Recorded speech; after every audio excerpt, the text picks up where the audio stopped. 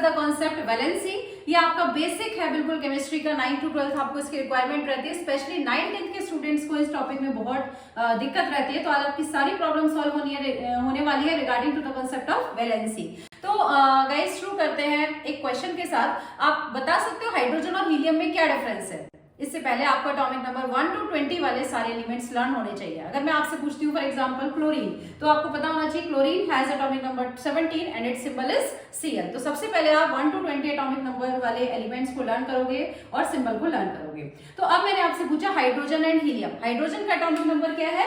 1, ठीक है। पहला एलिमेंट एटॉमिक नंबर 1 वाला हाइड्रोजन है और एटॉमिक नंबर 2 वाला क्या है? हीलियम। तो अब आपको पता है इसका डिफरेंस। एटॉमिक नंबर किसके इक्वल होता है? नंबर ऑफ प्रोटॉन्स और नंबर ऑफ इलेक्ट्रॉन्स। अगर स्पेशी न्यूट्रल है तो नंबर ऑफ इलेक्ट्रॉन के भी इक्वल होगा। अगर स्पेशी में कोई चार्ज है तो चेंज हो जाएगा। यहाँ फिलहाल न्यूट्रल है तो एटॉमिक नंबर 1 का मतलब इसके पास 1 इलेक्ट्रॉन है और एटॉमिक नंबर 2 का मतलब इसके पास 2 इलेक्ट्रॉन है। तो ये डिफरेंस तो है। इसके अलावा आपने कोई और डिफरेंस ऑब्जर्व किया है? यस, किया होगा। हाइड्रोजन जो है वो कंबाइन कर सकता है किसी और एटम के साथ या खुद के साथ और बना लेता है मॉलिक्यूल। जैसे अगर खुद के साथ कंबाइन करेगा तो क्या बना लेगा? H2। ऑक्सीजन के साथ कंबाइन करेगा तो बनाएगा H2O यानी वाटर। बट क्या आपने कभी हीलियम को देखा है किसी के साथ कंबाइन होते हुए? नहीं। द आंसर इज नो, क्योंकि कभी भी हीलियम किसी के साथ कंपाउंड नहीं बनाता, ना ही खुद के साथ He2 नहीं बनाता। तो क्या रीजन है? इनके पीछे क्या डिफरेंस है या क्या रीजन है? वो किसका रीजन है? वैलेंसी का ही। तो वैलेंसी के कॉन्सेप्ट को समझने के लिए आपको सबसे पहले आना चाहिए कॉन्सेप्ट ऑफ इलेक्ट्रॉनिक कॉन्फिगरेशन। तो guys, what do you mean by electronic? So what do you mean by electronic configuration? Electronic is related to electrons and configuration means arrangement, उनका arrangement। तो इलेक्ट्रॉनिक कॉन्फ़िगरेशन का क्या मतलब है? Arrangement of electrons. किसी भी atom के अंदर इलेक्ट्रॉन्स किस तरह से अरेंज होते हैं, that is what we call as electronic configuration. तो सबसे पहले इलेक्ट्रॉनिक कॉन्फ़िगरेशन पता होनी चाहिए। आपने जरूर पढ़ा होगा एटम का स्ट्रक्चर। सबसे पहले क्या होता है? न्यूक्लियस। न्यूक्लियस के बाहर होते हैं शेल्स।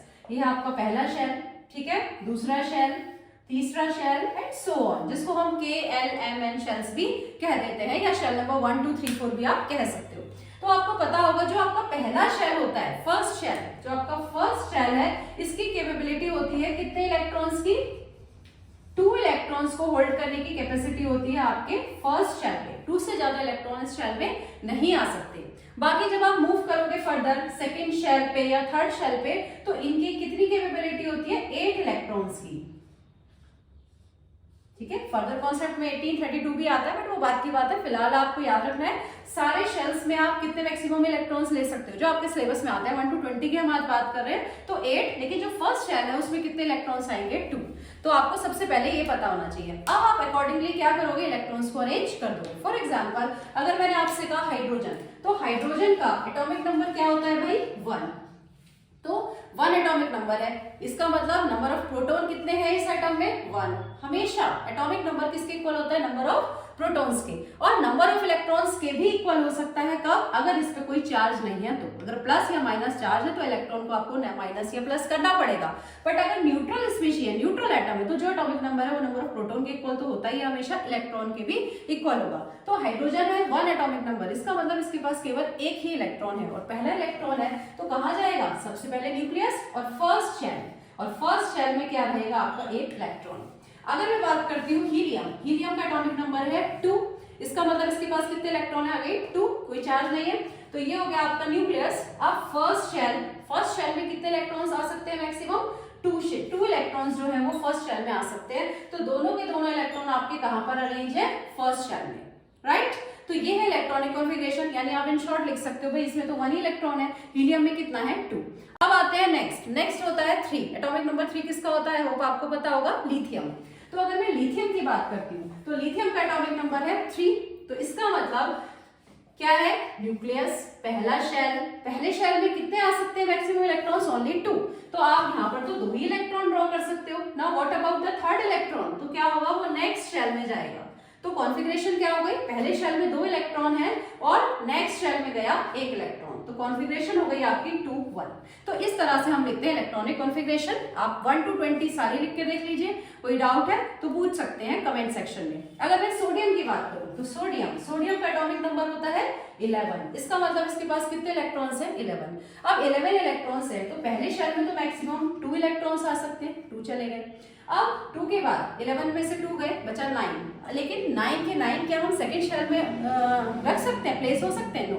तो कितने होते हैं, क्योंकि कैपेबिलिटी कितनी है हर शेल की, मैक्सिमम कैपेबिलिटी जो है वो शेल की कितनी होती है, 8, एक्सेप्ट फर्स्ट शेल। पहले शेल में 2 आते हैं, बाकी में 8। तो अब आपको 8 ही प्लेस करने हैं। अब 8 + 2 10, लेकिन इसके पास तो अभी एक इलेक्ट्रॉन और है, तो कौन से शेल में जाएगा, नेक्स्ट शेल में 1। ठीक है, तो आपको कंफ्यूज नहीं होना कि भाई 8 होता है या 1 कैसे। 8 मैक्सिमम होता है, ठीक है, मैक्सिमम 8 हो सकता है, लेकिन 8 से कम भी हो सकता है। अगर उसके पास इलेक्ट्रॉन है ही नहीं एक्स्ट्रा तो कहाँ जाएगा। अगर मैं बात करूं कैल्शियम, कैल्शियम का है एटॉमिक नंबर 20, तो 20 पहले शेल में कितने जाएंगे भाई, 2। अब नेक्स्ट में कितने जा सकते हैं, 8, नेक्स्ट में कितने जा सकते हैं, 8, कितने हो गए, 8 + 8 16 + 2 18, बच गए कितने, 2। तो लास्ट शेल में कितने होंगे, 2। ठीक है, तो आपको सारी इलेक्ट्रॉनिक कॉन्फ़िगरेशंस लिखनी आनी चाहिए।